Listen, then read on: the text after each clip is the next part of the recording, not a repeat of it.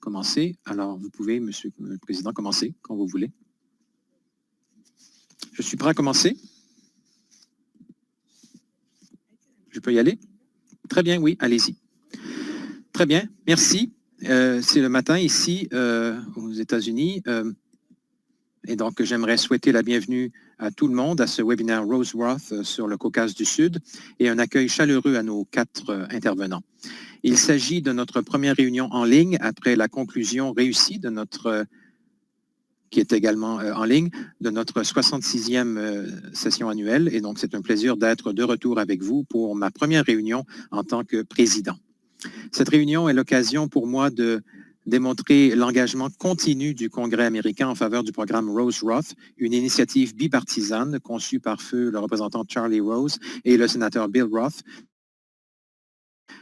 du Delaware, comme un moyen de soutenir la transition démocratique et la stabilité dans le voisinage de l'OTAN. Les objectifs de l'initiative Roseworth restent pleinement valables et importants pour notre Assemblée aujourd'hui. J'ai l'intention de faire de l'engagement vers les valeurs démocratiques une priorité essentielle de ma présidence. En tant que membre de l'Alliance, nous devons nous consacrer à nouveau à ces valeurs communes. Oui, nous consacrer à nouveau à ces valeurs communes. Cela rendra l'OTAN plus forte en interne et en externe, cela rendra notre action plus crédible et plus puissante dans nos relations avec nos partenaires. Il faut présenter une alternative crédible au modèle russe de Vladimir Poutine. Et cette solution de rechange doit être une solution d'engagement robuste envers les valeurs libérales et démocratiques. Les partenariats de l'OTAN et la politique de la porte ouverte ont contribué à accroître la stabilité dans notre voisinage. Cependant, de nombreux défis demeurent, parmi lesquels, en premier lieu, l'agression continue et l'occupation illégale de certaines parties des territoires souverains de l'Ukraine et de la Géorgie par la Russie et de la Moldavie également. Ces actions pour empêcher ces pays et d'autres de décider librement de leur avenir et son contrôle permanent sur d'autres parties de la région sous couvert de maintien de la paix. Tous ces thèmes et défis sont pertinents pour nos discussions d'aujourd'hui qui se concentreront sur la situation dans les 3 pays du Caucase du Sud, la Géorgie, l'Arménie et l'Azerbaïdjan. En tant que coprésident du groupe parlementaire du Congrès sur la Géorgie, j'ai suivi de près l'évolution de la situation à Tbilissi l'année dernière, en partie avec inquiétude et en partie avec espoir. La Géorgie vient de terminer d'importantes élections législatives, considérées par beaucoup comme un test de la maturité politique du pays. Comme vous le savez, une délégation de l'APO, conduite par le vice-président sortant Osman Bak, de la Turquie, a observé le premier tour de ces élections le 31 octobre. Son évaluation était mitigée. Elle a salué un processus généralement libre et bien géré, tout en soulignant un certain nombre de lacunes qui doivent être corrigées. Les élections ont ouvert une grave crise politique, l'opposition refusant de siéger au nouveau Parlement. Surmonter cette impasse politique est crucial pour l'avenir démocratique de la Géorgie et pour son intégration euro-atlantique. Et cela ne peut être réalisé qu'en créant les conditions du dialogue et de la confiance entre la majorité et l'opposition. J'ai hâte d'entendre l'évaluation de nos orateurs sur la voie à suivre. En ce qui concerne l'Arménie et l'Azerbaïdjan, beaucoup de choses se sont passées depuis le dernier webinaire que nous avons organisé sur la crise au Haut-Karabakh en octobre. L'Azerbaïdjan et l'Arménie sont engagés dans une guerre meurtrière de 6 semaines qui a coûté la vie à des milliers de personnes des 2 côtés. On a déplacé beaucoup d'autres et causé des destructions graves et durables. L'accord de cessez-le-feu négocié par le président russe Vladimir Poutine le 10 novembre a mis fin à la violence pour l'instant, mais laisse de nombreuses questions sans réponse. Il permet également le déploiement de soi-disant soldats de la paix russes, ce qui donnera à la Russie un levier supplémentaire dans ses relations avec les 2 pays. Même si ni l'OTAN ni l'Assemblée n'ont un rôle direct dans la résolution du conflit du Haut-Karabakh, ces récents développements devraient évidemment préoccuper notre Assemblée. Les combats ont cessé pour l'instant, mais maintenant doit venir un temps de désescalade et de comportement et de rhétorique responsable. En fin de compte, la région a besoin d'une solution à long terme sous les auspices du groupe de Minsk pour enfin apporter une paix et une stabilité durable à tous ses habitants. Là encore, j'ai hâte d'entendre nos conférenciers. Nous avons le privilège d'avoir avec nous 3 experts renommés et expérimentés de la région. Amanda Paul, analyste principale de politique au European Policy Center. Dennis Sammet, directeur de Links Europe et contributeur fréquent à nos séminaires Rose Roth. Et enfin, Neil Melvin, directeur des études de sécurité internationale au RUSI à Londres.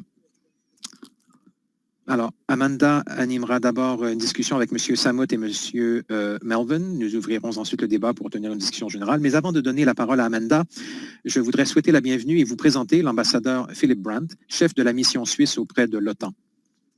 Excellence, cela me donne l'occasion de vous remercier et à travers vous, le gouvernement suisse, pour votre soutien continu à l'initiative Rose Roth. Ambassadeur Brandt, bienvenue. Vous avez la parole. Merci infiniment, Monsieur le Président.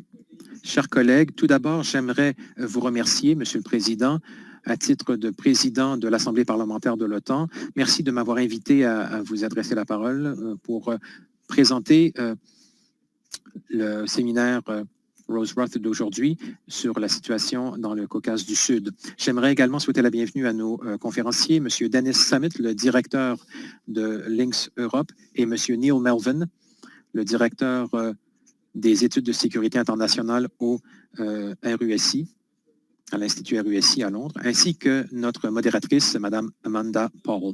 Monsieur le Président, chers collègues, la Suisse a toujours soutenu activement le programme Rose Roth, parce que c'est une plateforme unique de dialogue qui permet de renforcer la coopération entre les différents parlements des États membres et des États partenaires de l'OTAN, ainsi que c'est un séminaire utile également pour la promotion de nos valeurs démocratiques et leur réflexion sur le secteur de la sécurité. Et donc, l'établissement du Centre de Genève pour la gouvernance de sécurité, le DECAF, en 2000 montre bien l'engagement de la Suisse dans ce domaine. Dès le départ, le DECAF a appuyé le programme Rose Roth et nous sommes reconnaissants de ce partenariat que nous avons établi.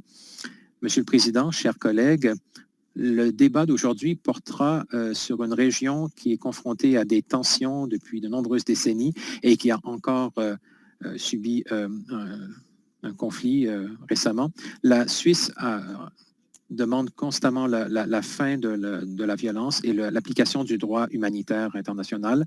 À la mi-octobre, nous avons affecté 1 million de francs suisses pour des opérations humanitaires au Comité international de la Croix-Rouge dans la région. Et nous avons salué le cessez-le-feu négocié par la Russie qui tient toujours et nous espérons que les deux parties au conflit vont pouvoir parvenir à une solution à long terme qui soit durable. Mais avant de donner la parole à nos 2 experts d'aujourd'hui, j'aimerais dire quelques mots sur l'engagement de la Suisse dans le Caucase du Sud. D'abord,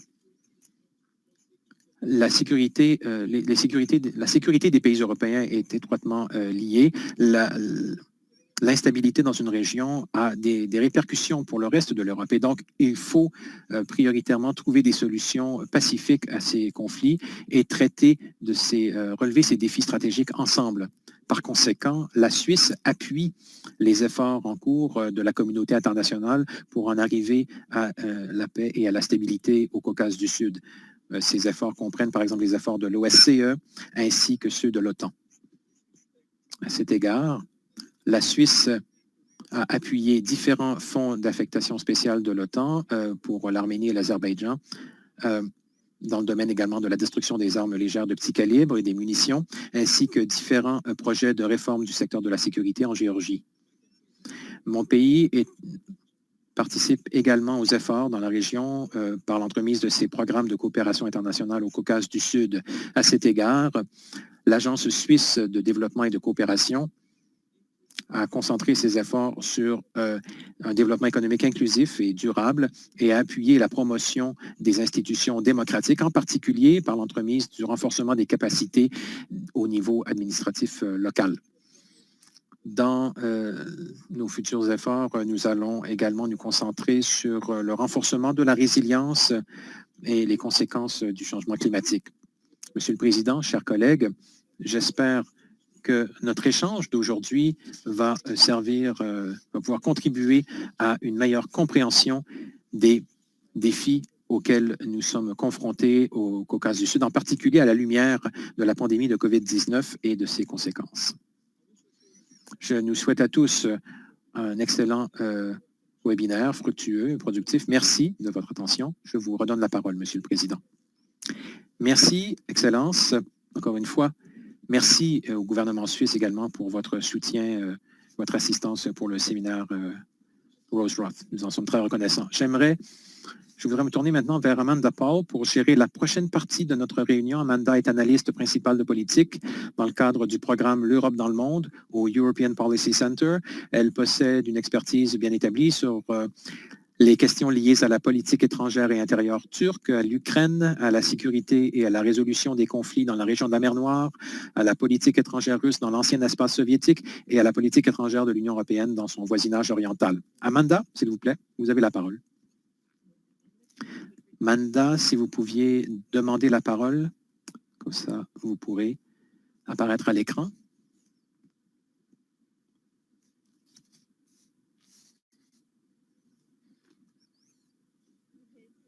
Est-ce que vous m'entendez? Oui. Bonjour à tous. Alors, tout d'abord, j'aimerais vous remercier infiniment de m'avoir invité à animer cette partie du séminaire. Je suis ravi d'être avec vous aujourd'hui. J'aimerais commencer cette séance de questions-réponses.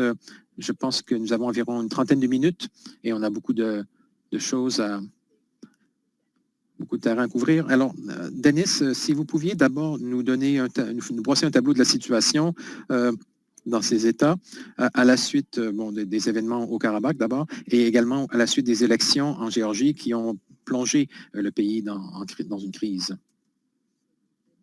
Alors, Denis a demandé la parole. Je vais le faire apparaître à l'écran. Denis, nous ne vous entendons pas. Vous devez activer votre micro. Vous m'entendez maintenant? Oui. Merci. Je suis ravi de faire partie des conférenciers à ce webinaire. J'ai participé dans des activités dans certains séminaires de ce programme, mais je suis ravi qu'on ait pu trouver une façon de réaliser cette activité malgré les circonstances. Et effectivement, au Caucase du Sud, ça a été une année très difficile. 2020 est peut-être l'année la plus difficile pour la région depuis le début des années 90. Et donc, également, les retombées économiques de la pandémie s'ajoutent aux autres difficultés économiques entraînées par qui avait commencé en fait avant la pandémie. Et donc, évidemment, par-dessus le marché, au cours des dernières semaines, il y a eu la guerre entre l'Arménie et l'Azerbaïdjan au Karabakh. Alors, la pandémie est arrivée à un temps très délicat pour les deux pays parce que pour la Géorgie, en 2020, c'était une année électorale et donc nous avons constaté au cours de la dernière année que la pandémie et la politique étaient plus ou moins fusionnées. Donc, la Géorgie a pu traiter la première vague de la pandémie de façon assez réussie en imposant un confinement assez strict, mais cela a eu des répercussions économiques très importantes, en particulier sur le secteur touristique qui est très important pour la Géorgie. Et donc, la Géorgie a dû rouvrir son économie et donc, par conséquent, résultat, la pandémie maintenant frappe encore plus durement. Et au milieu de cette pandémie, il y a également une campagne électorale. Et donc, ça a été une campagne électorale assez dure où on a vu les deux grands rivaux de la politique géorgienne, donc les deux grands partis, Mikhail Saakashvili, son mouvement national, qui ont mené une campagne assez difficile. Ces deux hommes donc, continuent d'être les deux grands de la politique géorgienne. À eux deux, ils ont recueilli 70% des voix, même s'il y a de nombreux autres partis qui vont faire partie du Parlement. Il y a 8 partis dans l'opposition, ou 8 partis ont été élus au Parlement, mais le vote montre bien la polarisation entre les deux grandes personnalités, qui est toujours très élevée. Alors, ce qui s'est produit après le 31 octobre, c'est que alors que les observateurs internationaux ont fait une évaluation générale relativement positive des résultats électoraux, l'opposition a précisé que le vote était truqué, ils n'ont pas participé au deuxième tour des élections et l'opposition refuse de siéger au Parlement. Je dois dire que les observateurs à l'interne, les observateurs nationaux, ont également ont été beaucoup plus critiques du processus électoral que les observateurs internationaux.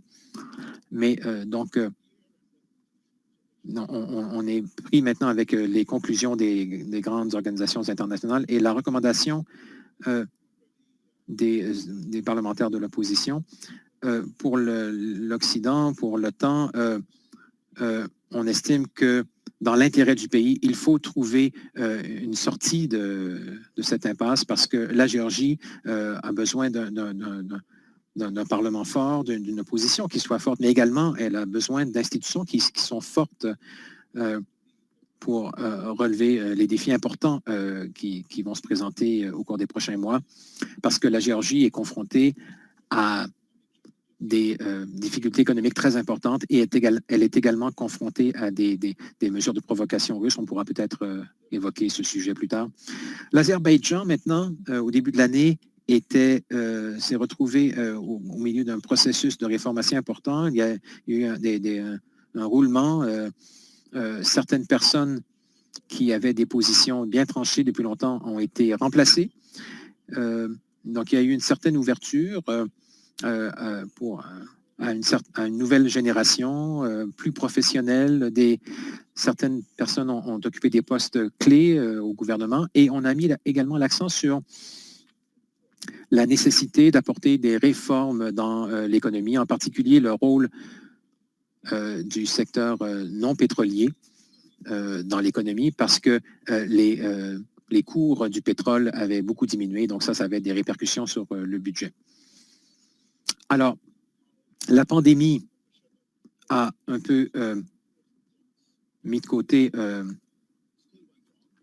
ces autres problématiques, mais tout de même, le gouvernement a consolidé ses investissements dans des entreprises pétrolières qui devaient jouer un rôle important dans la transformation de l'économie.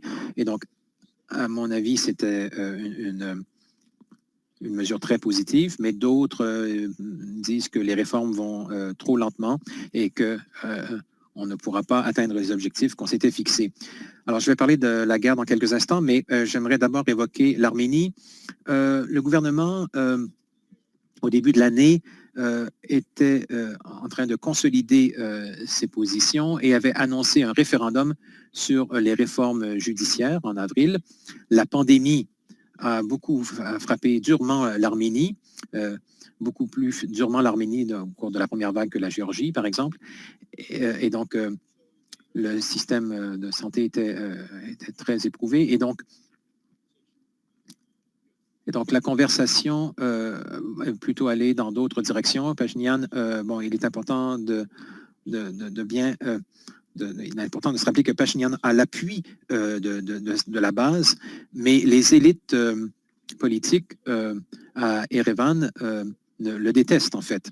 Donc, même avant la pandémie, même avant la guerre, il était dans une position difficile. Et donc, au cours des dernières semaines, évidemment, les choses ont évolué de façon dramatique avec la guerre qui a commencé le 27 septembre, qui a duré 44 jours et qui a entraîné des pertes de vie. Entre 5 et 8 000 personnes ont perdu la vie. Ce sont des estimations parce que nous n'avons pas de chiffres très précis pour l'instant. Mais l'Azerbaïdjan a gagné la guerre de façon décisive et il l'a fait parce qu'il a combattu une guerre moderne avec des armes modernes. L'Azerbaïdjan avait investi des milliards dans des armements au cours des dernières années et avait renouvelé, mis à niveau toute sa structure, par exemple, de commandement et de commandement de contrôle. L'Arménie, en 2020, se battait avec les tactiques des années 90. Et donc, dès le début, il était clair qu'elle n'avait aucune chance, mais les dirigeants politiques hésitaient à admettre la défaite. Et donc, la guerre s'est poursuivi jusqu'au 9 novembre et donc l'Arménie n'a pas eu le choix, n'avait pas d'autre choix que de signer l'accord qui lui a été imposé par les Russes, ce qui nous amène à la situation actuelle. Is better than war, but it comes at a high price. That will become... Cela vient vraiment en payant le lourd tribut. À court terme, au cours des mois à venir, l'Azerbaïdjan devra certainement subir les suites de tout cela. Cela comprend également beaucoup d'évolutions sur le terrain qui ne sont pas encore très claires. On ne sait pas très bien comment les choses vont évoluer. Sur le plan psychologique, cela a été une grosse victoire pour l'Azerbaïdjan. L'ensemble du pays pense que tout ceci a été un moment de libération. Il y a eu un sens de soulagement parce qu'il y avait cette illustration de la défaite des années 90 et tout ceci a pu être effacé d'une certaine façon. Le président Aliyev n'a jamais été aussi populaire qu'il ne l'est maintenant. Il est considéré comme étant celui qui a eu cette vision pour mener à bien le processus. Donc ce que nous voyons, c'est qu'en fait, le président Aliyev, pour la première fois, depuis 2003, apparaît, sort de l'ombre et suit les traces de son père. Mais beaucoup de problèmes subsistent. L'économie doit être recentrée, réadaptée, et ces territoires que l'Azerbaïdjan a repris maintenant sont vraiment dans un état qui fera qu'il faudra réparer beaucoup de choses dans ce morceau de pays. Pour l'Arménie, cette défaite, au contraire, a commencé à être petit à petit digérée. Il y a une grosse différence, cependant, entre le genre de traumatisme de l'Arménie en 2020 et celui de l'Azerbaïdjan en 1994. Et donc, ceci est dû au fait que, tout d'abord, en Arménie, on ne voit pas d'exode en masse de réfugiés qu'on a pu voir en Azerbaïdjan en 1994 où des centaines de milliers de personnes ont été déplacées. Donc il y a quelques réfugiés qui viennent de certaines zones autour du Haut-Karabakh, mais certainement pas dans les proportions qu'on ait pu voir en 1994. Pour l'Arménie, le problème est essentiellement psychologique parce qu'il y a deux types d'Arméniens. Il y a la République de l'Arménie, le pays qui existe, qui est membre des Nations Unies, mais il y a également l'Arménie, cette idée, cette vision qui est dans l'esprit de tous les Arméniens, même ceux qui ne vivent pas au Haut-Karabakh. C'est une idée très abstraite. Et la réconciliation entre ces deux volets, le pays et l'idée, est quelque chose qui se termine toujours dans la difficulté. Pour l'Arménie, la guerre a coûté beaucoup d'argent pour tous ceux qui étaient concernés, mais il y a quand même une petite lueur d'espoir. Ça a ouvert la perspective de paix et de coopération régionale. Mais pour atteindre ces deux objectifs, il y a beaucoup de pain sur la planche. Avant que ça ne puisse se produire, l'accord du 9 novembre doit être mis dans un cadre international. Ceci voudrait dire que d'une résolution du Conseil de sécurité qui légitime cette force de maintien de la paix qui a été envoyée par la Russie sous quelques heures d'ailleurs. Et d'une part, bien entendu, ces soldats de maintien de la paix étaient nécessaires, mais personne ne s'attendait à ce que ces soldats de maintien de la paix soient déployés sans résolution du Conseil de sécurité des Nations Unies. Ce qui était toujours pourtant prévu, si on devait avoir des soldats de maintien de la paix au Karabakh, c'était toujours par une résolution du Conseil de sécurité des Nations Unies. Et puis il y a eu d'autres questions ayant trait à cet accord et j'espère qu'on pourra revenir à cela ultérieurement, sous peu, dans une deuxième série de questions.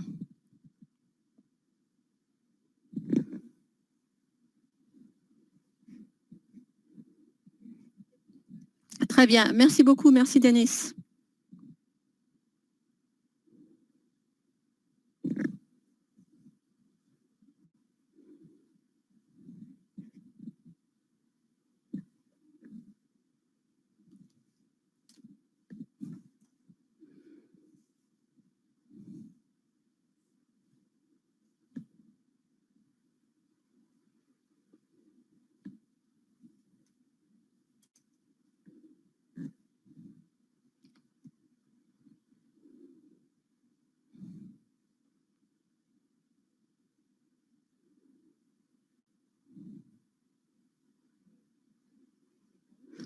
Chers collègues, désolé, il y a un petit problème technique. Il semble qu'on ait perdu Amanda.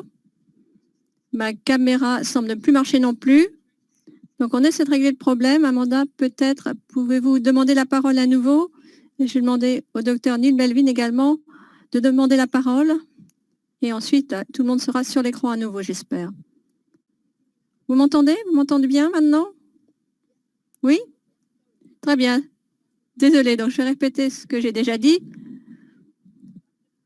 Je vais vous demander, Neil, de vous concentrer sur la Russie et sur la nouvelle situation autour du Haut-Karabakh. La Russie a été appelée gagnante dans la situation actuelle, mais quel est l'impact du côté de la Russie? Est-ce que la Russie a répondu avec vigilance et prudence à cette nouvelle situation? Est-ce qu'il a fallu un certain temps? Est-ce que la Russie a joué un jeu avant que le cessez-le-feu n'ait été négocié et qu'il déploie ses soldats de la paix? Ou est-ce que la Russie était un petit peu pris de court vu les changements d'approche de la Turquie vis-à-vis du conflit? Pourriez-vous peut-être ajouter certaines choses? Certains analystes ont dit que la Russie, son rôle dans le Sud-Caucase, avait chuté depuis plusieurs mois. Mais la situation actuelle ne semble pas refléter cette vision des choses. Ou est-ce que la Russie, peut-être, est un petit peu dépassée par les événements? Merci beaucoup, Amanda. Est-ce que vous m'entendez maintenant? Je voulais vérifier.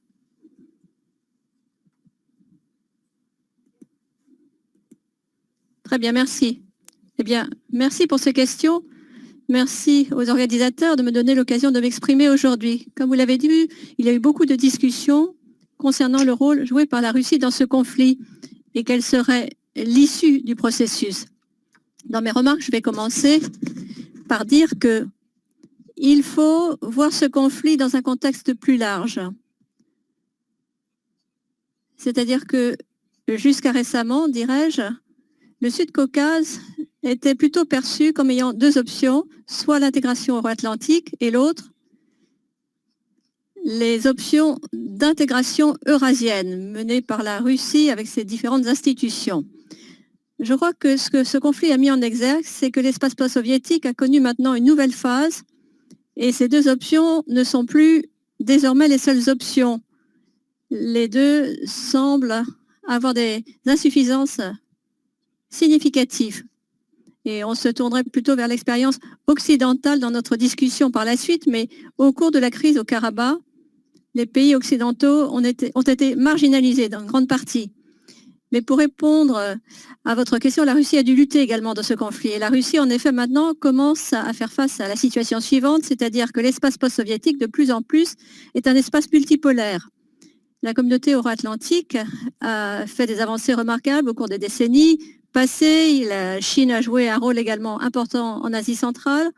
Et puis, ce qu'a montré le Karabakh, c'est que la Turquie maintenant est un acteur majeur, et pas simplement dans le Sud-Caucase, mais dans la région de la mer Noire au sens large. La Turquie fait avancer son programme vers la Géorgie, vers l'Azerbaïdjan, vers l'Arménie, mais également s'ouvre également vers l'Ukraine, fortement. Donc, il s'agit d'un choix stratégique auquel doit faire face la Russie, alors que ce conflit se déroulait et ce choix était de savoir est-ce que la Russie allait s'en tenir à ses anciennes positions d'équilibriste ou alors est-ce que l'accord de paix serait un accord que la Russie négocierait au bout du compte et façonnerait, y compris en mettant ses forces sur le terrain, qui leur permettrait d'être une force chef de file dans le Sud-Caucase. Et dans une certaine mesure, ça couperait la communauté occidentale. Il faut tenir compte bien sûr de la montée de la Turquie. Donc, à l'origine, la Russie a été un petit peu pris de court par tout cela et est restée en marge de tout cela. On a essayé d'organiser une initiative de cessez-le-feu. Et puis, il y a eu la France, les États-Unis qui ont un petit peu participé à d'autres initiatives et toutes celles-ci ont échoué.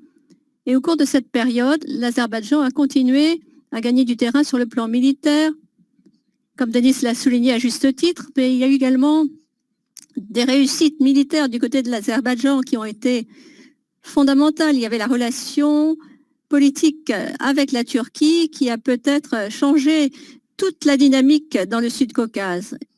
et qui a affaibli les leviers pouvant être utilisés par la Russie. Donc la Russie a dû faire face à la perspective avec l'Arménie que l'Azerbaïdjan et la Turquie mèneraient l'ensemble du Haut-Karabakh. Et c'est pour ça qu'il y a eu un changement de la Russie. La Russie a donc abandonné sa position de départ dans ce conflit. Elle a renoncé à sa capacité de faire l'équilibre entre l'Azerbaïdjan et l'Arménie. Et c'est la raison pour laquelle je crois qu'il est juste de ne pas appeler ces forces russes soldats de maintien de la paix. Elles sont déployées non pas pour maintenir l'opération de paix et même pas non plus comme force tampon. Ce sont des forces qui se sont déployées dans ce qui restait du Haut-Karabakh comme étant une force pour protéger la communauté arménienne sur le terrain. Donc, ils patrouillent au sein du Karabakh et pas à l'extérieur de son territoire. Et outre cela, l'Azerbaïdjan a toujours réclamé ce territoire. Il y a donc une négociation très difficile quant au rôle de la Turquie qui se fait jour dans le règlement du conflit, dans les mécanismes du cessez-le-feu en tout cas. Il y a beaucoup d'accents placés sur le plan technique pour savoir si la Turquie aurait le droit de patrouiller les lignes de cessez-le-feu, mais la réalité, c'est que c'est une question de deuxième ordre parce que la Turquie et l'Azerbaïdjan ont leurs propres accords bilatéraux. Donc, ils peuvent déployer des forces militaires en Azerbaïdjan dans d'autres formats et établir des bases en Azerbaïdjan. Et si l'Azerbaïdjan est d'accord, bien sûr. Donc maintenant, on a la Russie qui change de position comme étant une force chef de file dans le Sud-Caucase. Donc c'est un pari. Ces forces ont été mises ainsi sur le terrain. La Russie les a mises lorsqu'il n'y a pas encore d'accord de paix, lorsqu'il n'y a pas de certitude quant au statut final du Haut-Karabakh. Et en effet, l'Azerbaïdjan avec la Turquie a joué toutes les cartes sur le plan militaire dans ce conflit, tous ses atouts. Et donc la Russie a pensé que la Turquie pouvait avoir ce couloir qui reliait l'Azerbaïdjan en passant par l'Arménie. Donc il y a beaucoup de cartes à jouer maintenant du côté russe. Et si les Russes ont peut-être réalisé ce qui a été leur objectif à long terme, le fait qu'ils aient réalisé ceci dans un contexte très difficile va changer la donne dans ce jeu d'équilibriste. On ne sait pas très bien ce que la Russie peut obtenir aujourd'hui. Est-ce qu'ils vont prendre la responsabilité d'un conflit qu'ils pensent régler? Mais en fait, cette responsabilité réside ailleurs. Donc de plus en plus, ce qu'on va voir, c'est que d'autres acteurs régionaux, tels que l'Iran, vont souhaiter s'exprimer plus fortement dans la région, puisqu'ils voient les mécanismes internationaux qui jouent de moins en moins leur rôle. Il s'agit donc d'une nouvelle géopolitique. Il y a un changement. On passe à une vision plus complexe et la Russie doit s'adapter, trouver de nouvelles modalités dans ce cadre particulier. Et je crois que nous voyons cela dans la façon dont la Russie a réagi au processus. Il n'y a pas eu de sens de victoire en Russie par rapport à cet acquis. Au cours des premières semaines, les autorités russes étaient sur la défensive. Il y a eu beaucoup de commentaires critiques dans la presse russe et la Russie a été forcée d'accepter un rôle beaucoup plus défini suite à ce conflit. Ces garanties de sécurité ne s'appliquent simplement qu'à l'Arménie. Il n'y a pas d'autres dimensions et Poutine l'a bien souligné d'ailleurs. On a accepté que l'intégrité territoriale de l'Azerbaïdjan était la base d'un accord. Donc il n'y a pas d'ambiguïté en la matière. La Russie s'est vraiment coupée du fait de jouer un rôle outre les périmètres de cette frontière. Donc la Russie semble vouloir refaçonner une nouvelle position autour de ce conflit. C'est la raison pour laquelle il est fondamental que les communautés occidentales tiennent compte de cette nouvelle situation, de cette nouvelle donne. Et bien sûr, le processus de Minsk en fait partie, mais ça ne suffira pas. Ça n'a pas été suffisant au cours des 30 dernières années. Ça a été marginalisé pratiquement au cours du conflit. Dans le cas de la France, je crois que la France a été discréditée en Azerbaïdjan, ce qui fait qu'il sera difficile de jouer le rôle de médiateur et de force neutre dans le conflit. Donc je crois que du côté de la communauté occidentale, il va falloir avoir une vision plus large. Le processus de Minsk doit être mis dans le contexte d'un effort géopolitique plus large, mené certainement peut-être par les États-Unis, sous le président élu, M. Biden, ainsi que nous l'espérons, puis les Européens se raccorderont à tout cela. Donc il y aura un engagement beaucoup de plus haut niveau que ce que nous avons vu au cours des années passées.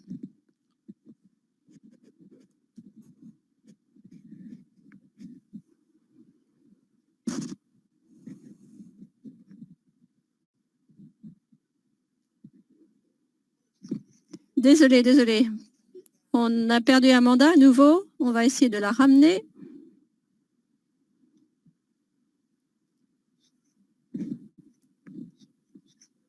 On devrait l'avoir bientôt sur l'écran à nouveau. Voilà. Désolé.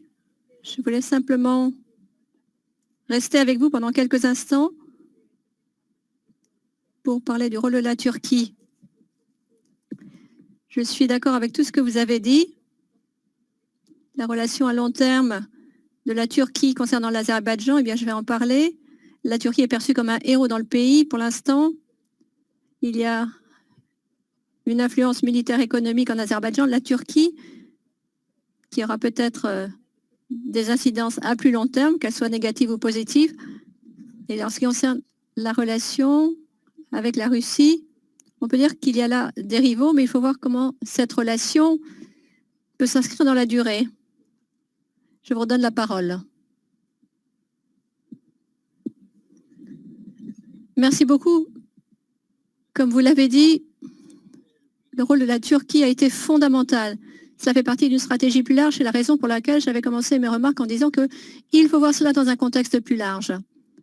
Parce que ce que le cessez-le-feu, ce que l'accord du cessez-le-feu et le rôle de la Turquie qui ne fait que croître montre, c'est que le Sud-Caucase va faire partie d'un espèce de Moyen-Orient. Et c'est là peut-être qu'il y aura des incidences négatives sur l'Azerbaïdjan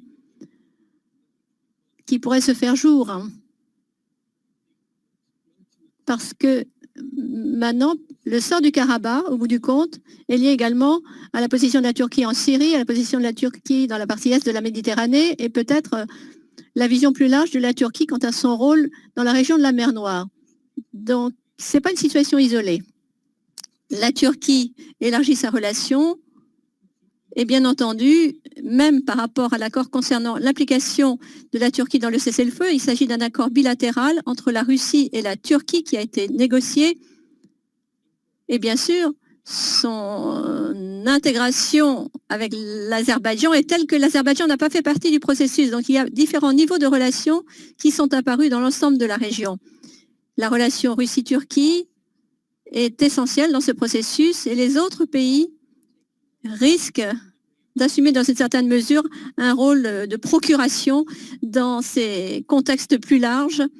Et bien sûr, ce qui se passera autour du Karabakh sera lié à des décisions quant à la relation de la Turquie et le Moyen-Orient au sens large.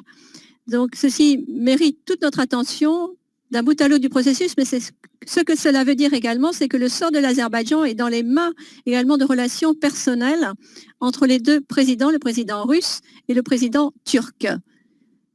Et les sorts de ces deux pays et leurs relations au sens large. Donc je crois que ceci veut dire qu'il s'agit d'un cessez-le-feu, mais comme nous l'avons vu, le conflit n'est pas terminé, il va se poursuivre, il va évoluer sur le terrain et la relation Turquie-Russie va continuer d'évoluer sur le terrain autour de ce conflit.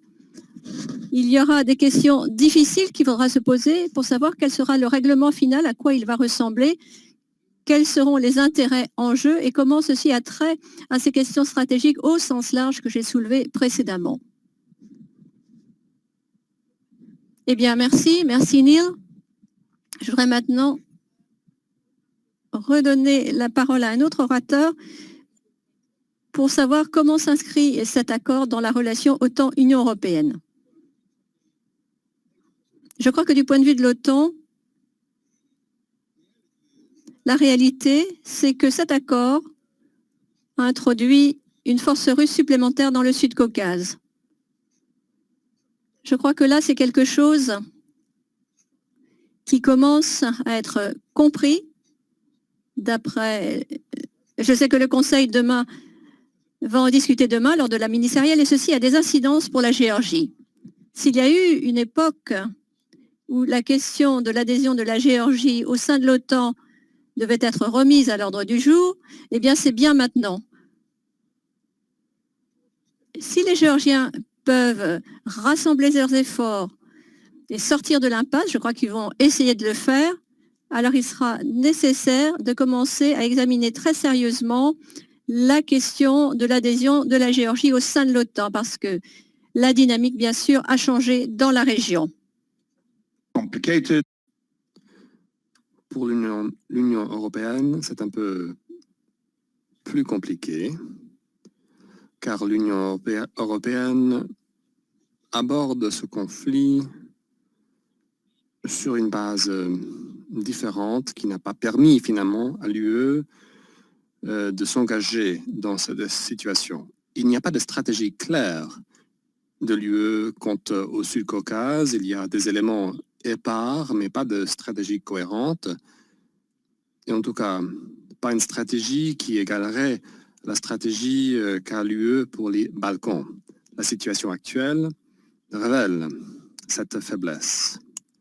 Ce que nous avons vu à Bruxelles, ce n'était pas de l'inertie, mais plutôt une paralysie quant à ce conflit entre l'Arménie et l'Azerbaïdjan. L'Union avait les mains liées, n'avait pas la possibilité d'agir et de participer à une initiative politique pour mettre fin au conflit.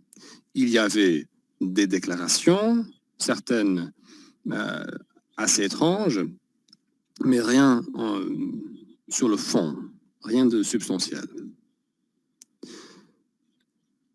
Mais évidemment, le Sud-Caucase est une région importante pour l'Union européenne, cela est reconnu, mais l'UE ne sait pas très bien comment s'y prendre, comment s'engager dans cette région.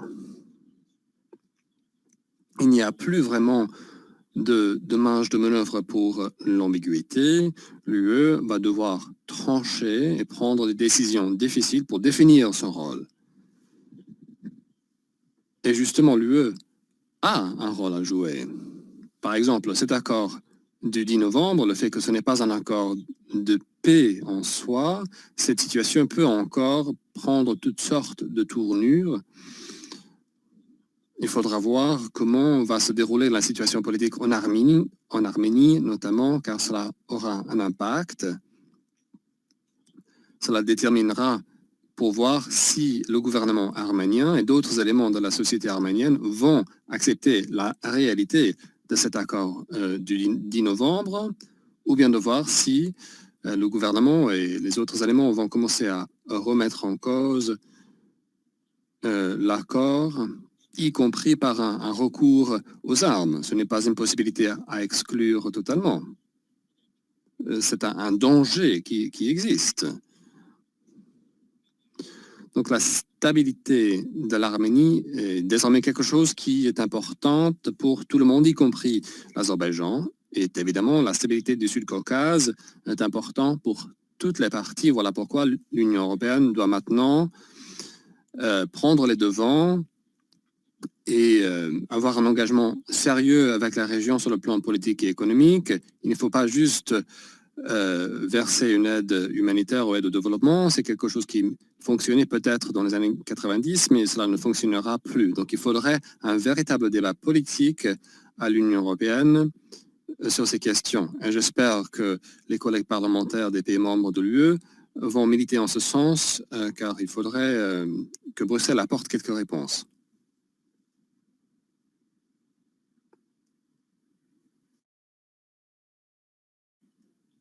Je pense que nous avons à nouveau perdu Amanda. En tout cas, c'était la fin de la partie discussion modérée. Monsieur le Président, donc je vous redonne la parole. Merci beaucoup. Et merci Amanda. Désolé de vous avoir perdu. Et si vous me permettez, je poserai la première question. Enfin, deux questions. Premièrement, pour Denis. Vous avez évoqué la paralysie de la réponse de l'Union européenne face au dernier conflit dans le Haut-Karabakh. Nous avons vu la même chose dans les années 90 en Serbie, en Bosnie, au Kosovo. Cela nécessitait une intervention et une aide apportée par l'autre côté de l'Atlantique, donc pas du côté européen. Donc la question que je vous pose, que devrait et que pourrait faire l'UE quant au Haut-Karabakh? Et puis j'aurai une deuxième question aux deux intervenants. Sur le long terme, comment est-ce que la Russie va réagir à cette nouvelle posture turque dans ce dernier conflit, où on dit souvent que ce sont les drones turcs, les drones que la Turquie a fournis, qui finalement permettaient à l'Azerbaïdjan de remporter le conflit. Ce sont ces drones-là qui finalement ont coûté beaucoup de vies côté arménien. Donc sur le long terme, comment est-ce que la Russie va contrer cette poussée turque dans la chasse gardée russe? Merci. Je vais commencer par la deuxième question. Il est très important de comprendre, me semble-t-il, que la Turquie fait partie de la région du Sud-Caucase. La Turquie a eu un rôle depuis toujours dans cette région. Il y avait des moments où la Turquie était exclue de la région, notamment lors de l'époque soviétique, où les frontières étaient fermées, et juste après l'effondrement de l'Union soviétique lors du premier conflit au Karabakh. Les États-Unis avaient mis beaucoup de pression sur la main turque pour s'impliquer, mais les forces armées turques ont résisté à cette pression, car ce genre d'implication aurait eu des implications très sérieuses sur la Turquie. Mais la situation a changé depuis, et je crois que la Russie et la Turquie ont trouvé une manière d'entente, de gérer ces tensions et de sortir de l'impasse, et ce de manière très, très différente. Évidemment, la Turquie reste un allié très apprécié au sein de l'OTAN, mais en même temps, il y a une certaine concurrence avec l'Occident pour toute une série de raisons, y compris du côté turc. Donc, il y a, disons, une sorte de terrain d'entente pour les actions communes, pour trouver des solutions et pour exclure d'autres parties.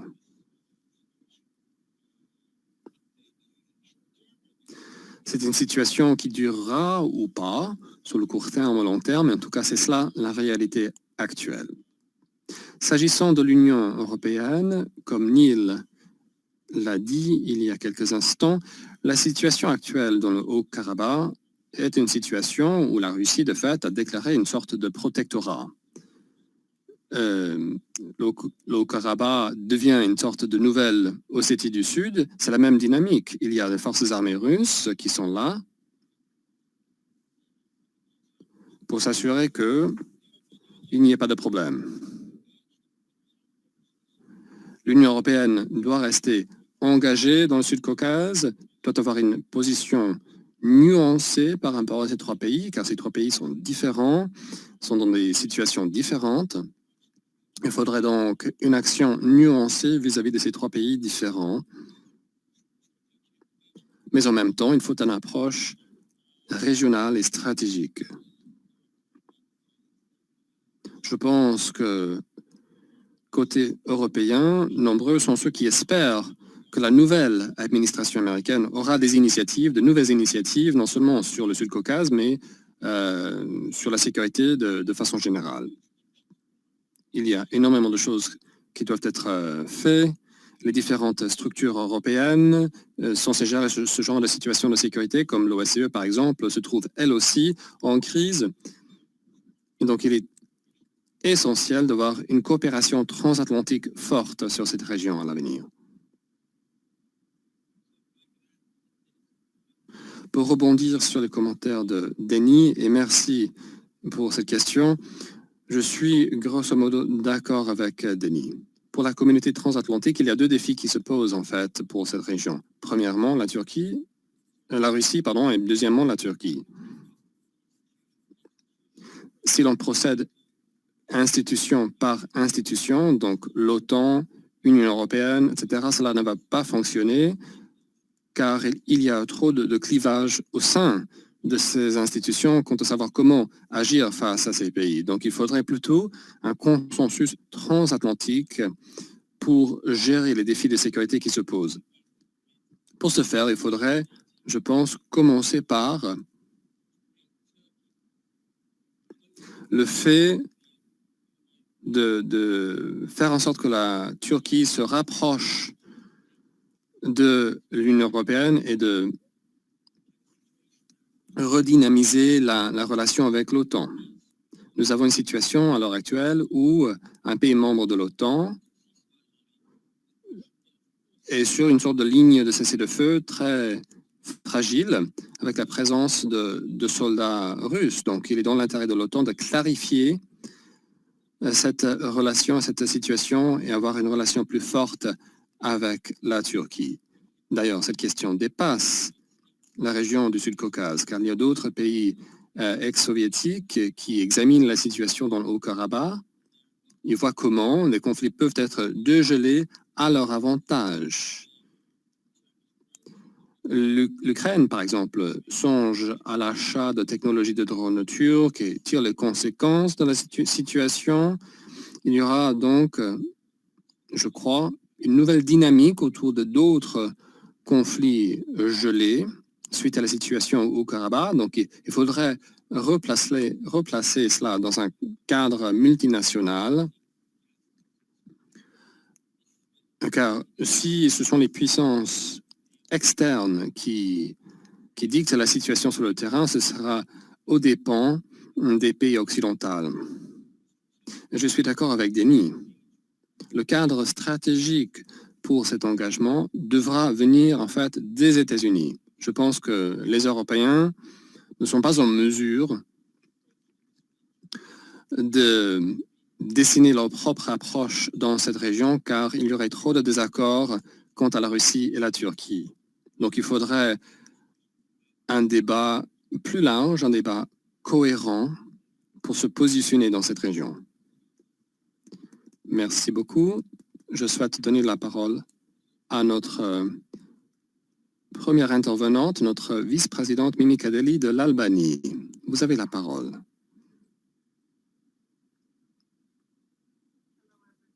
Bonjour à tous.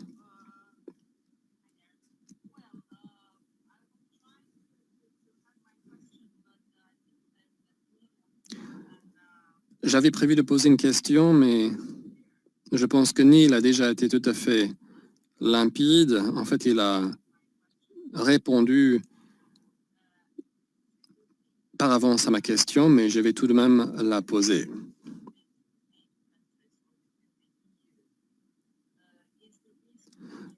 Pensez-vous que les différences finalement qui existent au sein de l'OTAN et au sein de l'UE, c'est cela qui explique ce manque de capacité d'agir plutôt que dire que ça est dû à la Russie. Alors vous dites que la réponse se trouve du côté des États-Unis, ce qui a été le cas pour l'ex-Yougoslavie, les Balkans occidentaux, alors que les autres étaient aux abonnés absents à l'époque. Pensez-vous donc qu'il faut des approches plus rapprochées entre nous, ou faut-il une approche plus stratégique pour surmonter les divergences d'opinion qui existent entre nous afin de trouver une solution commune, plutôt que de... Alors que du côté russe, les choses sont centralisées et uniques. C'est un homme qui se lève le matin et décide ce que son pays va faire, que ce soit au Karabakh ou ailleurs. Merci. Neil, Denis?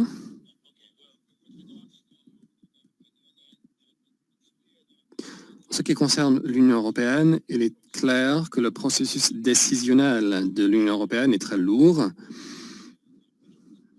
C'est déjà discuté dans le cadre des ambitions de l'UE pour qu'elle soit plus stratégique dans son approche et pour qu'elle puisse endosser des responsabilités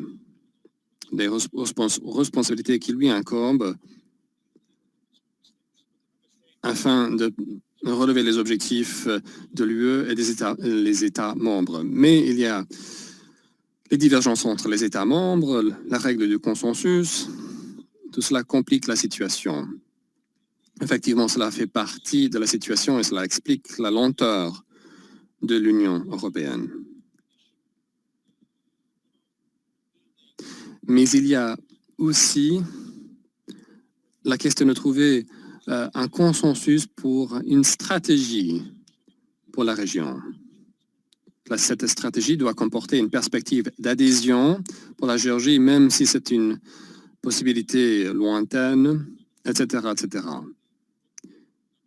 Il ne faut pas juste une stratégie pour le Haut-Karabakh, il faut une stratégie pour la région tout entière et de voir comment traiter de ces questions de sécurité européenne de façon générale.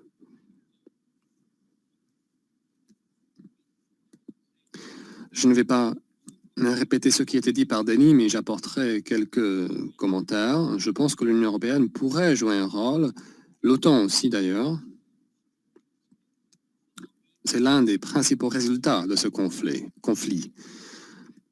L'Arménie se trouve très isolée.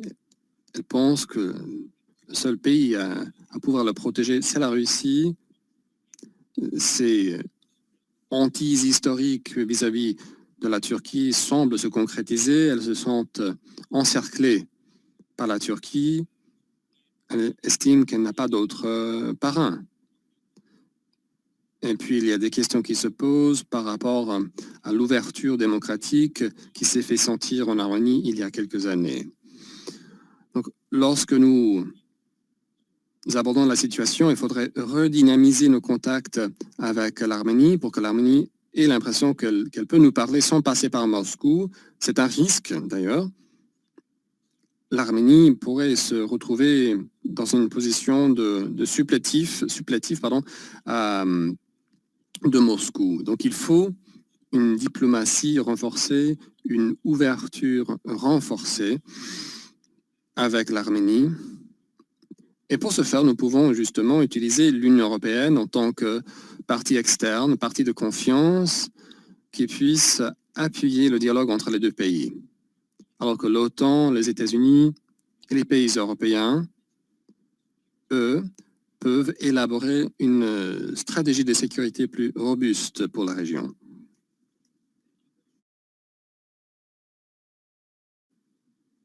Ahmed Yildiz de la Turquie.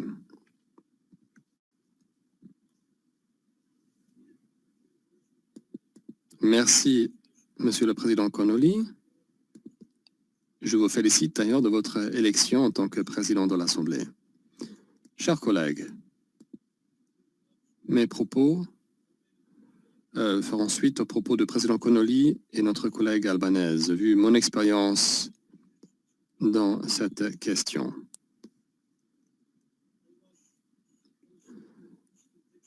Aux années 90, j'étais consul de Turquie à Houston. Toutes ces questions étaient d'une actualité brûlante à l'époque. À l'époque, je pense que l'Arménie pouvait être traitée comme la Serbie, suite à ce qu'elle a fait au Kosovo, ou traitée comme l'Irak par rapport à ce que l'Irak a fait au Koweït. Mais cela n'a pas pu se faire à cause de la Russie à l'époque. La communauté internationale à l'époque, notamment la Turquie et les États-Unis, cela ne vaut pas pour l'Europe. Les États-Unis et la Turquie ont beaucoup fait pour essayer de libérer ces pays nouvellement indépendants de l'influence soviétique.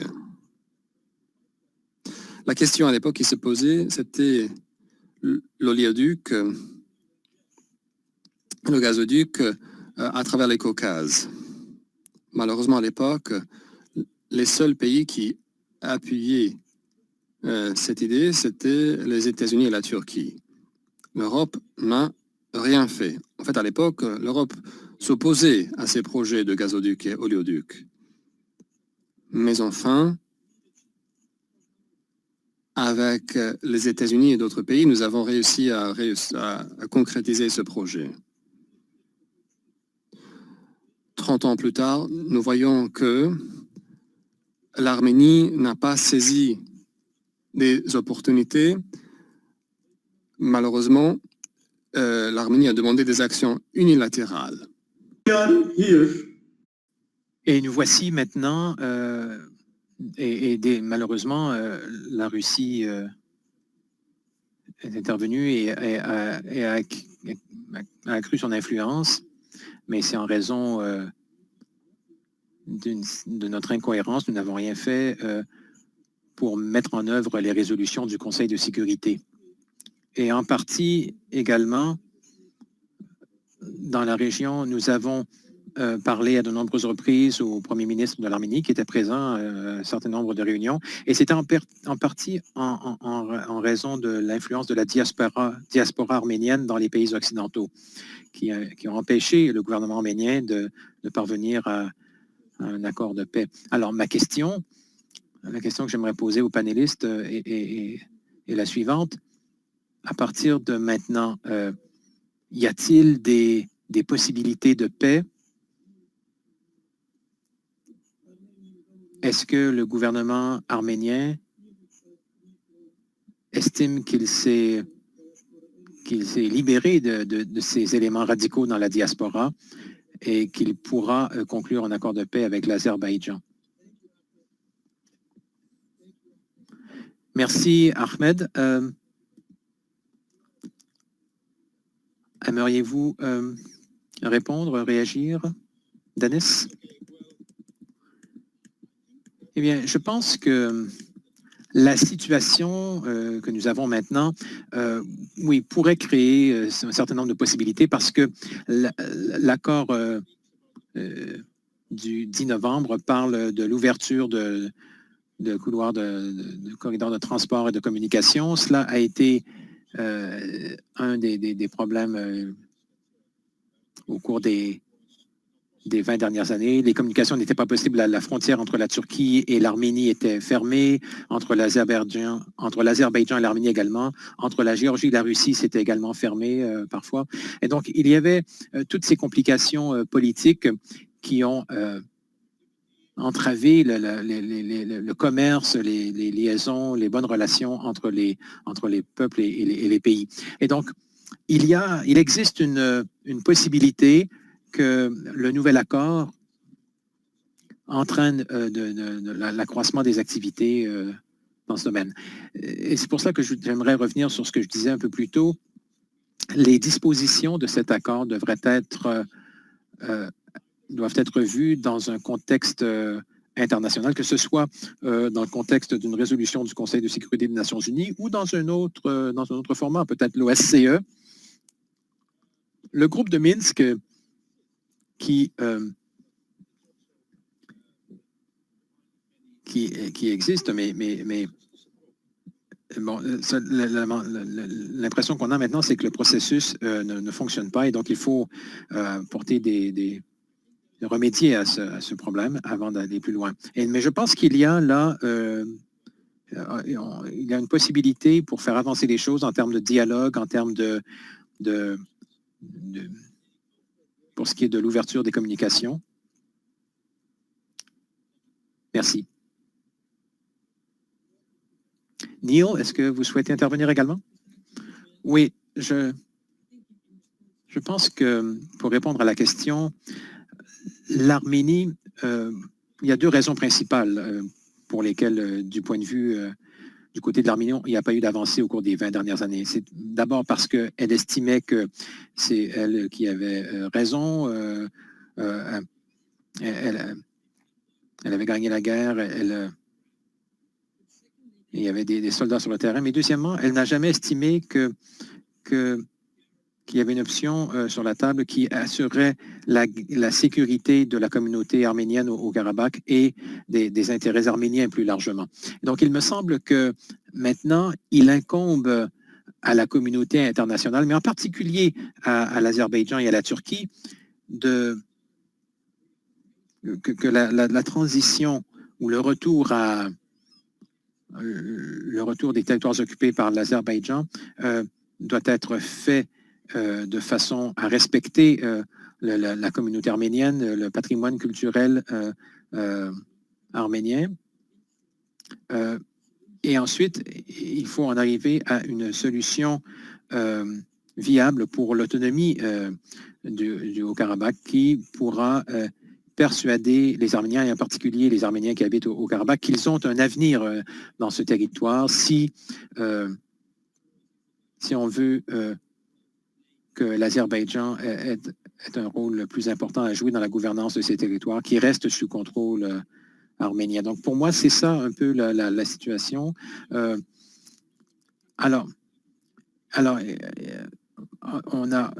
l'accord de cessez-le-feu ne donne aucune indication concernant ces éléments, mais je pense que maintenant, il incombe à la Russie de ne pas simplement être un observateur au cours des 5 prochaines années et d'utiliser les forces qu'elle a disposées sur le terrain pour en arriver à une solution diplomatique concernant l'autonomie, le statut d'autonomie qui garantirait également le droit de retour des Azéris, mais également le droit à la protection des Arméniens qui vivent sur ces territoires.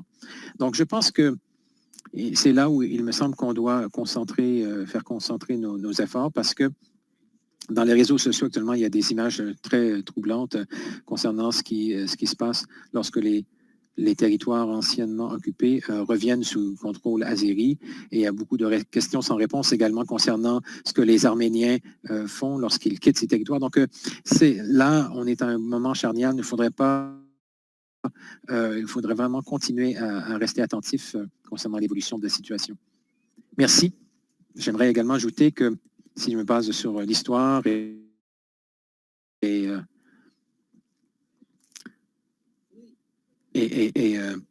les exodes massifs d'Arméniens du territoire en question, je pense que ce sera une proposition très difficile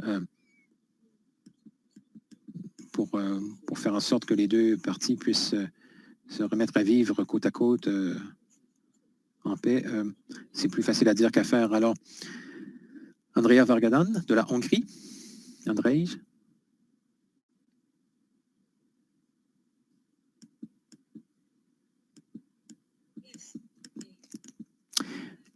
Bonjour à tous et félicitations au nouveau président également.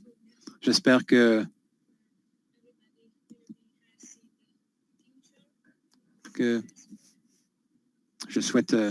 j'offre tous mes vœux de réussite pour l'avenir à tout le monde. Alors, est-ce que le coronavirus dans ces pays, est-ce que c'est uniquement une question, est-ce que je peux vous poser une question sur le coronavirus plutôt, ou est-ce qu'on peut uniquement poser des questions politiques? Parce que à la lumière des taux de mortalité en Arménie et en Azerbaïdjan et des taux d'infection également, en Azerbaïdjan, il y a 131 personnes qui sont mortes par million d'habitants, 316 par million d'habitants en Géorgie et 700 décès par million d'habitants en Arménie. Alors, c'est très intéressant parce que ça veut dire qu'il y a le taux de mortalité 5 fois plus élevé qu'en Arménie qu'en Azerbaïdjan, par exemple, et plus de 2 fois également le taux de mortalité en Géorgie. Alors, avez-vous une explication? Est-ce qu'il y a des différences dans les systèmes, dans les réseaux médicaux ou est-ce que dans la façon dont les infections se sont propagées? Et est-ce que la guerre a créé des difficultés dans les systèmes de santé au Caucase? Et alors, comment expliquez-vous ces différences concernant la situation du virus dans ces pays? Merci. Neil ou Denis? Oui, je vais tenter de répondre. D'abord, j'aimerais vous rappeler ce que j'ai dit au début, c'est-à-dire que la Géorgie a adopté une approche très différente au début. Elle a adopté un confinement très strict et cela a donné de bons résultats, mais bon, ce n'était pas possible de continuer parce que ça a créé d'énormes difficultés économiques. Je dirais que la différence entre l'Arménie et l'Azerbaïdjan est également liée d'une certaine façon à la démographie. L'Azerbaïdjan a une population beaucoup plus jeune que les deux autres pays et donc cela a pu avoir un impact sur le nombre de décès. Mais pour vous donner une idée de la situation en matière de coronavirus, dans la région, les trois pays ensemble, il y a environ 400 000 cas qui ont été signalés depuis le début de l'année et près de 5 000 personnes sont décédées. Donc, il y a à peu près autant de personnes qui sont décédées du coronavirus que lors de la guerre au Karabakh. Alors, ce sont des chiffres qui font réfléchir. Les trois pays ont toujours des défis importants à relever dans ce domaine parce que les services médicaux ne sont pas aussi développés qu'ils devraient l'être dans certains pays. Bon, c'est mieux que d'autres, mais cela a montré également les faiblesses. Cela a révélé les faiblesses dans ce domaine et je pense que les gouvernements devront s'attaquer à ces lacunes. Maintenant, comme dans toutes les autres parties du monde, l'espoir, c'est que le vaccin arrive à temps dans les 2 ou 3 prochains mois, qu'on puisse en revenir à une situation plus normale. Et j'insiste encore une fois, sur le plan économique, cette crise a été extrêmement coûteuse pour ces pays et a même exacerbé certains problèmes qui existaient déjà depuis un certain temps. Merci. Alors, simplement pour vous prévenir, il est 10h11 à Washington et nous avons prévu de finir à 10h30, qui nous donne, ou à 11h30, donc ce qui nous donne 90 minutes. Alors, je donne la parole maintenant à Yann Gebarian de l'Arménie. Merci d'avoir organisé cette activité. Et cette question est très importante. C'est important d'en débattre. Vous avez raison lorsque vous dites que la situation au Caucase du Sud a évolué de façon dramatique. Cette région du monde était beaucoup plus sûre jusqu'à il y a 2 mois. Et la Turquie a joué un rôle important dans ce conflit.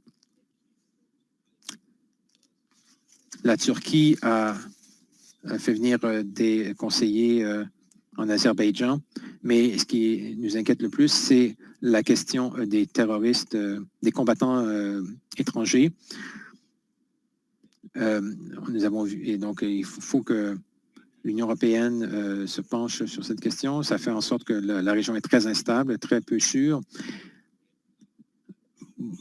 Actuellement, il y a plus de terroristes qui viennent en Azerbaïdjan et dans la région, près du Haut-Karabakh. Et donc, c'est un problème de sécurité, non seulement pour la région, mais également pour l'Europe. Pour ce qui est de la réconciliation entre l'Arménie et la Turquie,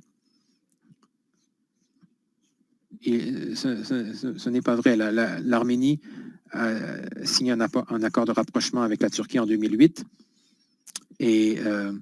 mais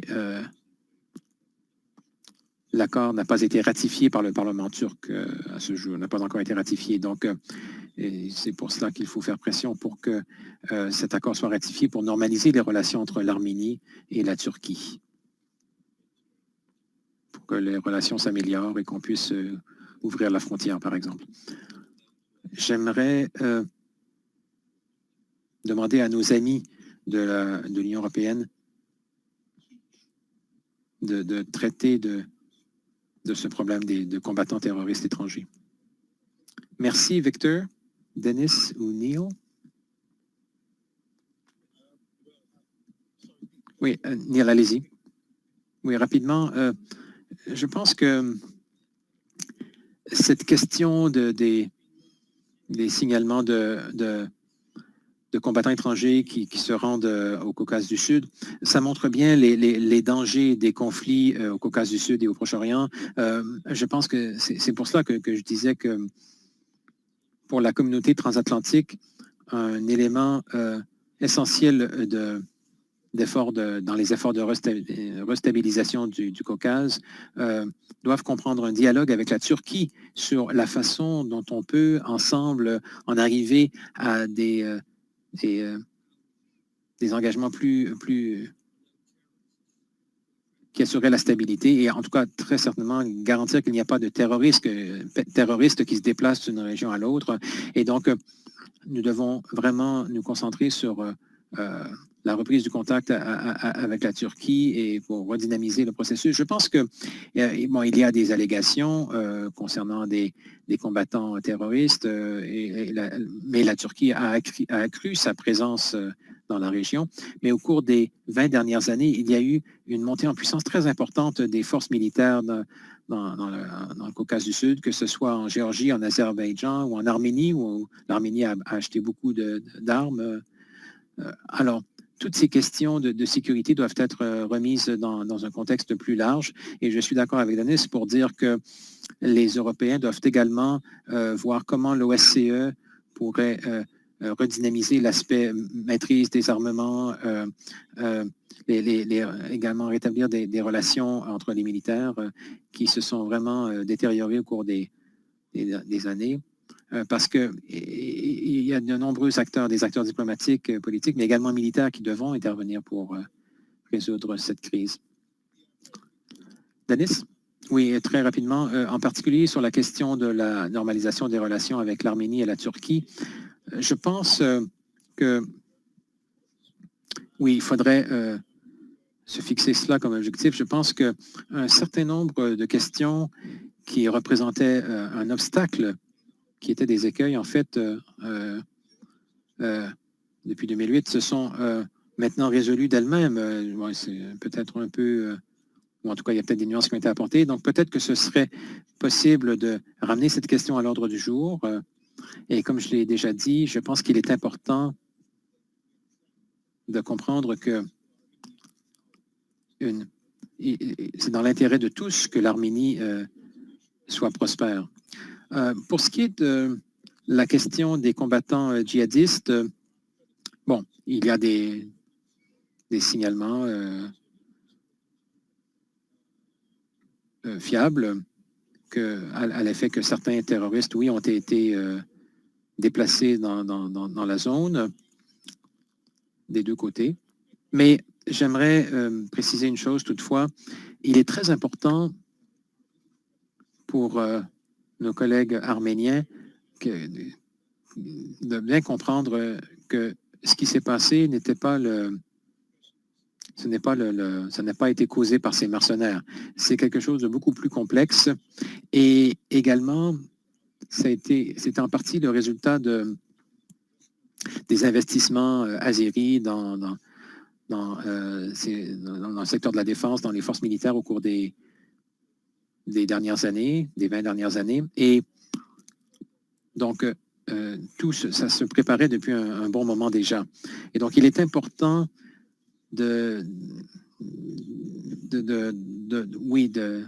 d'examiner cette question des combattants étrangers, mais de la remettre dans son contexte pour ne pas sortir tout cela de son contexte et ce qui ne nous aiderait pas à comprendre. L'Azerbaïdjan?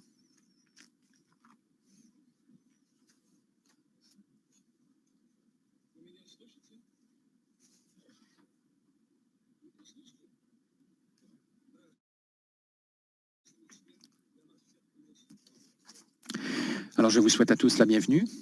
Monsieur le Président, félicitations tout d'abord à vous pour votre élection en qualité de président de l'Assemblée parlementaire de l'OTAN. Chers conférenciers, chers amis, un collègue arménien évoquait la question des terroristes. Bon, tout d'abord, il faut se baser sur des faits, sur des documents. Lorsque la guerre se déroulait, le président de la France a appelé notre président et disait ceci: vous savez, nous avons reçu des informations concernant ces terroristes et notre président a dit, bon, très bien, mais donnez-nous des preuves. Avez-vous des preuves? Et il n'y a pas un seul terroriste qui a été déplacé vers le territoire de l'Azerbaïdjan. Alors qu'au contraire, nous savons que l'Arménie a attiré du Liban, de la Grèce, de l'Irak, l'Arménie a fait venir des terroristes, qu'ils soient d'origine arménienne ou pas. Nous avons des documents à cet effet et nous avons transmis aux institutions compétentes. Deuxièmement, chers amis, je voudrais que les intervenants nous parlent de la légalité internationale, du sens juridique qu'on peut donner à ce conflit. Nous savons tous que le Conseil de sécurité des Nations Unies a 4 résolutions sur ce volet. On parle donc de territoire azerbaïdjanais. On restitue nos territoires et qu'on va continuer à le faire parce que sur le plan juridique et historique, ce sont des territoires azéris. C'est de cela dont nous devons parler. Alors, accuser la Turquie a aidé l'Azerbaïdjan, la Turquie nous a aidés moralement et politiquement. Dans le sens politique, la Turquie est un pays amical pour nous. La Turquie appuie le territoire de l'Azerbaïdjan. Ça, c'est le territoire reconnu par le droit international. Et également, la Turquie est membre du groupe de Minsk au sein de l'OSCE. Est-ce que ça veut dire que ceux qui ont appuyé le droit international sont des ennemis de l'Arménie? Est-ce que c'est ainsi qu'on doit s'exprimer? Je crois qu'il faut bien situer la situation. Je vais vous donner quelques exemples dans ce sens où, au cours de la guerre, l'Arménie a utilisé des missiles, des bombes contre des civils, j'insiste. Et l'Arménie a violé de manière agressive toutes les règles de la guerre, y compris le droit humanitaire. Les citoyens dans nos villes ont connu des bombardements. Et des femmes, des enfants ont ainsi été tués. Plus de 400 civils ont été blessés, plus de 4000 blocs d'appartements ont été détruits. Il y a eu des districts complètement détruits, ils ont brûlé toutes les forêts. Alors comment interpréter tout cela? Ce sont des maisons construites par les Azéris. Ils s'étaient implantés là, légalement. C'est un crime de guerre militaire. En ce qui concerne maintenant les terroristes, ces transferts vers l'Arménie, il y a des preuves qui montrent que le fait que l'Arménie n'ait pas signé la Convention de 1979 montre bien qu'il y a eu des militants transférés dans les zones de guerre et ceci est interdit jusqu'à ce jour. L'Arménie n'a toujours pas signé cette convention. Pourquoi? Alors que l'Azerbaïdjan a signé, elle, cette convention. Nous l'avons signée, nous avons rejoint la convention et même Gasparian Asgarov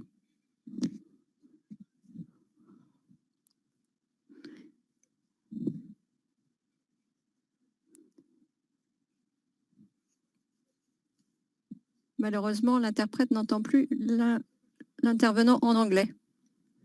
Alors, laissez-moi terminer.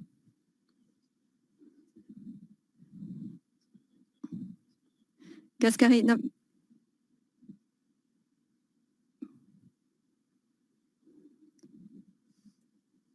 il nous reste 7 minutes.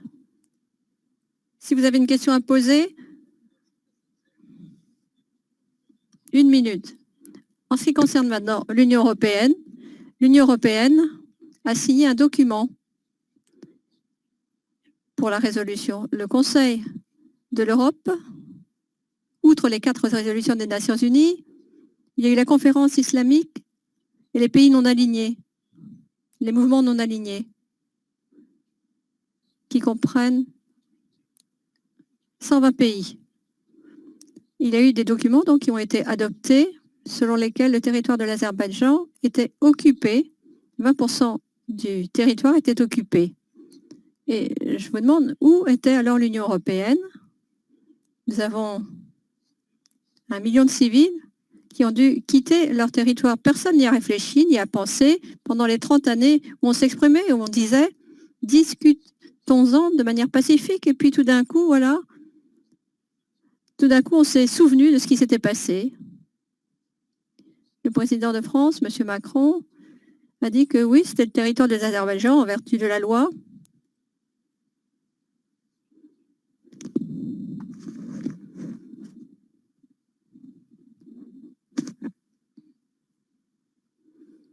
Merci pour votre exposé, monsieur. Il nous reste 5 minutes, nous devons avancer. Et la dernière personne que je vais faire intervenir, c'est Lord Anderson.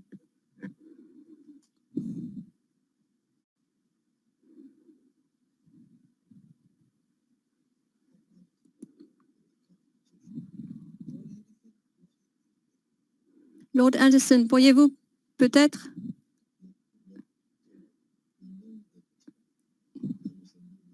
Nous savons qu'il y a une nouvelle réalité. Est-ce que les intervenants pensent qu'elle va durer ou que les deux parties vont accepter ce qui se passe?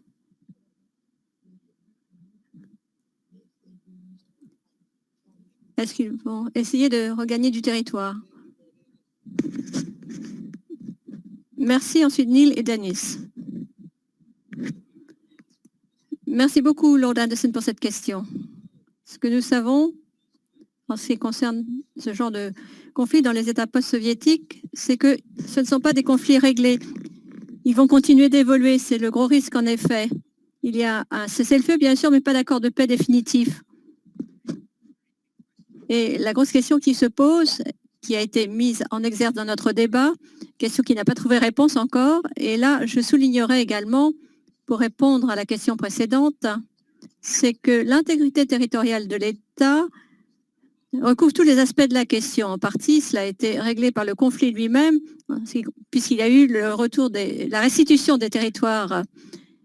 Et puis, il y a également le couloir entre le Haut-Karabakh et l'Arménie, et l'Azerbaïdjan semble l'avoir accepté. Et ce sont des éléments essentiels des prétendus accords de Madrid. Mais ce qu'on n'a pas maintenant, c'est la question du statut final du Haut-Karabakh et la question de savoir comment les Arméniens du Haut-Karabakh seront protégés, comment ces Azéris également, qui ont été déplacés en 1994, pourront revenir vers ce qui reste du Karabakh. Donc maintenant, il appartient à l'Azerbaïdjan de fixer comment ils vont procéder, comment ils vont rassurer les communautés concernées. Ce que nous avons vu au cours des mois passés, bien sûr, c'est le tribut payé parce qu'on n'a pas poursuivi une solution politique, mais on a adopté une solution militaire. Alors, il y a des terroristes maintenant, des deux parties, des deux côtés. Il y a des milliers de victimes, des centaines de milliers même de victimes. Et bien sûr, tout ceci n'a pas fait que les relations se sont améliorées. Une partie aurait gagné, une partie aurait perdu. Il y a beaucoup d'amertume qui s'ancre de plus en plus dans la région et qui ne sera pas surmontée par des actions militaires supplémentaires. Donc la stabilité à long terme, la paix dans le Sud-Caucase vont nécessiter une réaffirmation de la politique et de la diplomatie autour du conflit. Il y a 5 ans, c'est le mandat des forces russes sur le terrain dont on dispose, et une fois que ceci se terminera, il y aura une période très risquée. Il faudra voir ce qui va se passer à ce moment-là. Donc je crois que maintenant, on doit essayer de trouver des solutions pacifiques, ne plus parler de guerre, et j'espère qu'on pourra redialoguer du côté transatlantique parce que notre voix doit être entendue également dans cette conversation. Je vais peut-être ajouter une remarque à ce propos. Ce que nous avons, c'est la paix de Poutine. Les soldats de la paix russes semblent être optimistes en pensant qu'après 5 années, le mandat aura expiré et qu'ils vont quitter le terrain.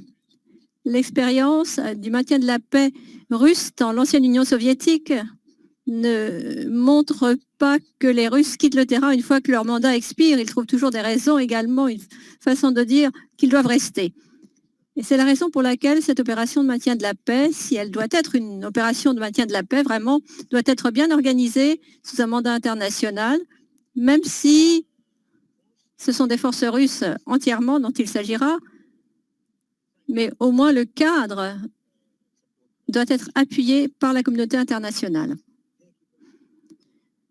Merci beaucoup. Alors, nous sommes à 10h30 à Washington. Le moment est venu de dire que nous avons eu une discussion très solide, animée. J'aurais voulu avoir plus de temps afin que tout le monde puisse faire entendre sa voix. Désolée pour ceux qui ont dû attendre, mais on n'a pas pu tout faire.